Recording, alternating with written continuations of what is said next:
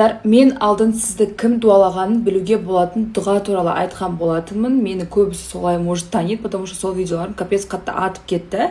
Вот қазір сол туралы айтамын сіздерге толығырақ. Бірінші очередь ғұсыл аласыз, сосын ат-таквир деген сүрені оқисыз. 81-ші сүре, по-моему, 81. Интернеттен аласыз, соны 7 рет оқисыз. И, короче, ұйықтайын деп жатқан кезде оқу керек. Прям ұйқыңыз келіп жатқан кезде оқу керек. И түсіңізде уже көресіз. Мен солай істеген кезде, короче, жанымдағы бір қызды көрем ғой, жанымдағы бір қыз түсімде, короче, менің футболкамды киіп отыр. Мен бірақ бұл түстің мағынасын әлі күнге дейін түсінген жоқпын. Бірақ көп адам кәдімгідей түсірде көрген, кім дуалағанын көрген, но көп адам оқуға қорқып жатыр, потому что қорқынышты түстер көру мүмкін деген тоже сыбыстар бар. Менің косметикамның бәрі сен сұлудан.